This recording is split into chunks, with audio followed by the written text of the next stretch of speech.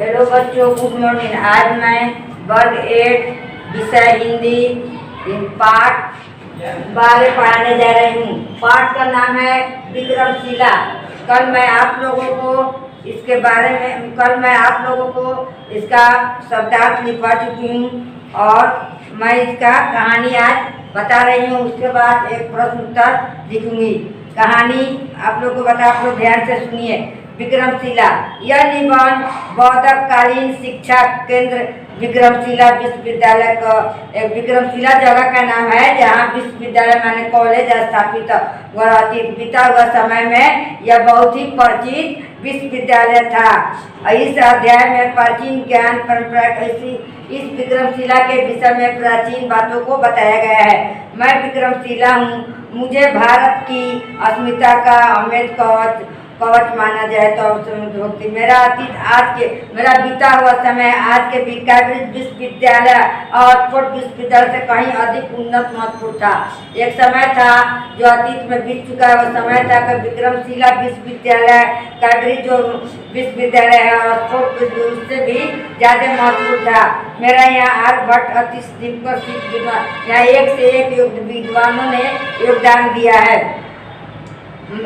भागलपुर जिला जो प्राचीन अंग महाजन नाम से लोकप्रिय है, कहलगांव। भागलपुर का नाम सुनी होगी, जिसका जो लोकप्रिय है कहलगांव। उसी में कहलगांव है जहाँ बिजली उत्पन्न होती है। वो थानापुर छोटे गांव थी। 8वीं शताब्दी की मध्य में 8वीं शताब्दी के बाद है कि प्रतापी राजा धर्मपाल के संरक्षण में हुआ था, उसके देख रेख में हुआ था। धीरे धीरे मैं अपनी बौद्धिक शक्ति की अंतर्राष्ट्रीय धीरे धीरे अपनी कामयाबी दिखाते जाते मैं पूरा वर्ल्ड में छा गया।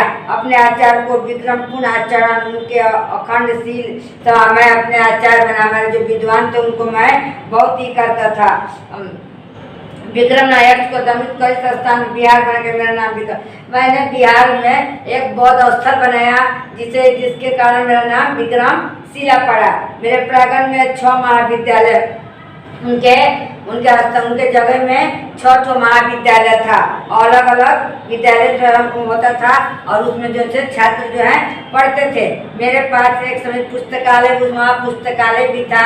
तंत्र मंत्र विद्या, तर्क विद्या, सभी तरह की शिक्षाएं वहाँ दी जाती थी। दान, शील, धर्म सब उनके प्रमुख अंग थे।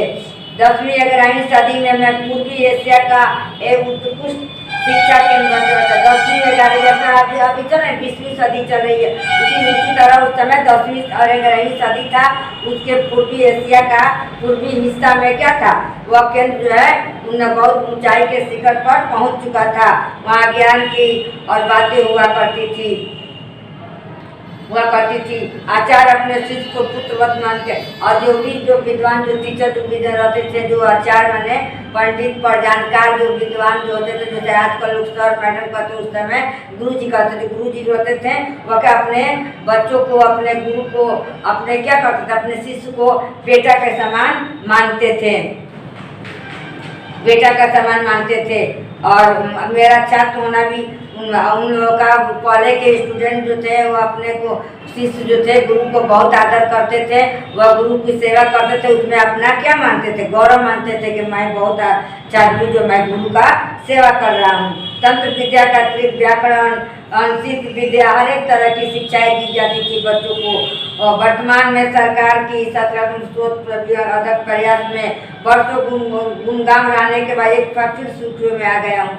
वर्तमान में गीत का जो चल रहा था उसमें इस स्कूल का नाम, कॉलेज का नाम जिसको खत्म हो गया था, लेकिन फिर अब उसके सामने आ गया हूँ। पुरातत्व खनन में मेरे प्राय सभी इमारतों की प्रयास प्रबल हो गए। जब खुदाई हुआ, पुरातन विभाग जो है, इतिहास क्या है, पुरातन विभाग जो है पुराने चीज़ों की जानता है। उसको खुदाई जो हुआ तो उसमें क्या है, पुराने चीज़ की इमारत निकली और उससे क्या हुआ, हमारे हिंदू का यहाँ 50 फीट ऊंची 73 फीट इमारत को प्रदान चक्र प्राप्त हुआ। यहाँ एक मंदिर जो था प्राप्त हुआ, जो क्या था 50 फीट ऊंचा और 73 फीट चौड़ी थी। 4.5 फीट की भूमि, भगवान बुद्ध की प्रतिमा, भगवान बुद्ध की मूर्ति भी वहाँ मिली थी।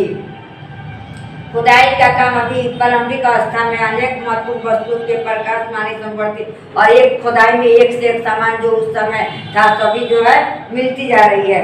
10,000 छात्र 1,000 अपने अध्यापक जहाँ रह रहे हैं उनके भयता विशालता का तो कहना ही क्या है। वास्तव में कई दृष्टि में अद्भुत अलौकिक विश्वविद्यालय यह जो था जिसमें क्या थे 10,000 छात्र थे और 10,000 छात्र पर 1,000 गुरु थे शिक्षक थे। और ऐसे विश्वविद्यालय के क्या कहना है उसकी अलौकिक उसकी विशेषता विश्वविद्यालय की अद्भुत अनोखी है जो आज यही यह कहानी है।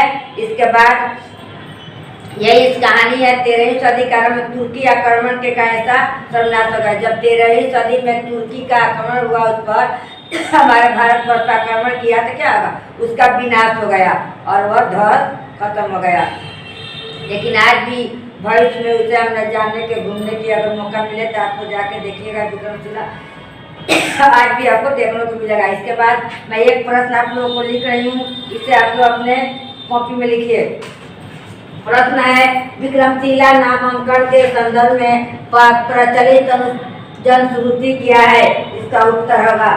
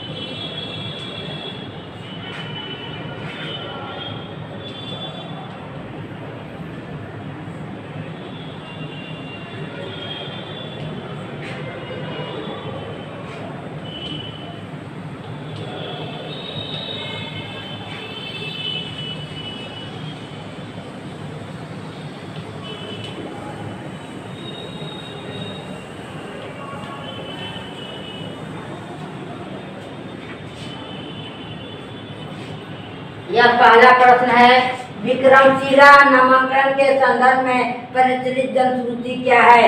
मैं इसका नाम रखने के बारे में बताया जा रहा है। विक्रमशिला नामकरण के संदर्भ में प्रचलित जनश्रुति है कि वहाँ के आचार्यों के विक्रमपूर्ण आचरण तथा उनकी अखंड शील संपन्नता के कारण इसे विक्रमशिला नाम से संबोधित किया गया। साथ ही यह भी मान्यता है कि विक्रम नामक यक्ष को दमित कर उस स्थान पर विहार बनाने के कारण इसका नाम विक्रमशिला रखा। वहाँ के राजा जो था वह विक्रमशिला मंदिर बनवाया, मठ बनाया, जहाँ जो बच्चे आके आश्रम में पढ़ते थे, उसी कारण उसका नाम विक्रमशिला पड़ा। यह पहला प्रश्न है, आप लोग इसे कॉपी में लिख लीजिए और नोट्स तैयार कीजिए और कहानी को पूरा अच्छी तरह से पढ़ लीजिए जहाँ तक पढ़ाई हो चुकी है, क्योंकि बीच बीच में से आप लोग को क्वेश्चन पूछा जाएगा, इसलिए आप लोग जाने रहेगा तो उसका उत्तर दीजिएगा। एक टिक लगाने वाला प्रश्न रहेगा, इसलिए आप लोग पूरा पाठ को पढ़िए। मन लगा किताब नहीं है तो किताब खरीद लीजिए और मन लगा कर पढ़िए और जो लिखवाया जाए उसका फेयर तैयार कर लीजिए। जब स्कूल खुलेगी तो उसकी जांच की जाएगी। आज का वीडियो इतना ही। ओके, धन्यवाद।